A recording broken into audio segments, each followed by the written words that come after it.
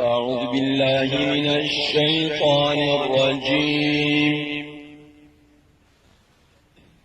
بسم الله الرحمن الرحيم.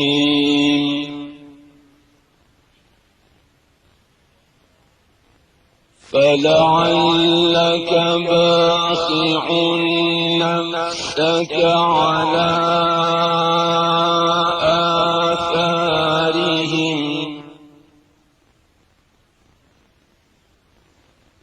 إن لم يؤمنوا بهذا الحديث أسفا.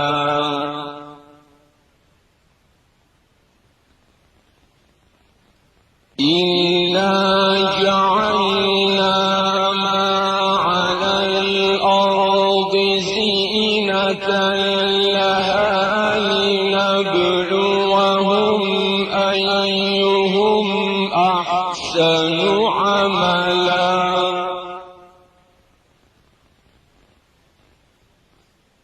وإنا لجاعلون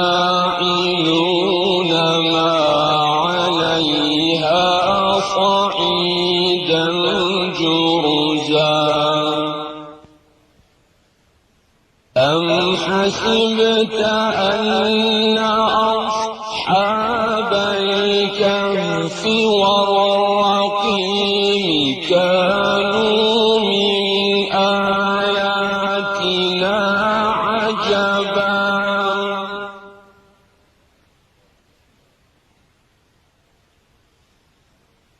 إذ أوى الفتية إلى الكهف فقالوا ربنا آتنا من لدنك رحمة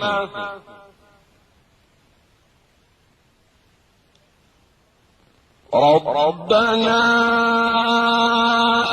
آتنا من لدنك رحمة وهيئ لنا من أمرنا رشدا.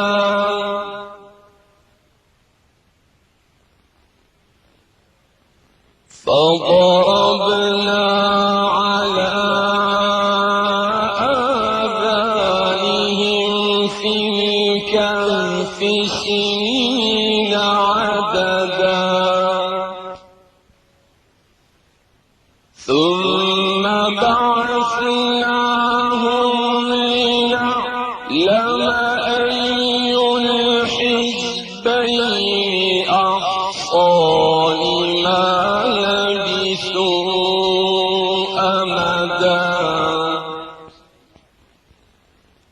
نحن نقص عليك نبأهم بالحق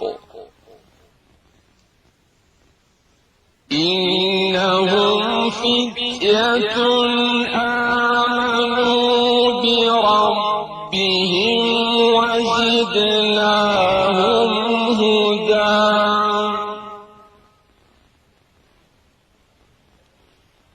وربطنا على قلوبهم إذ قاموا فقالوا ربنا رب السماوات والأرض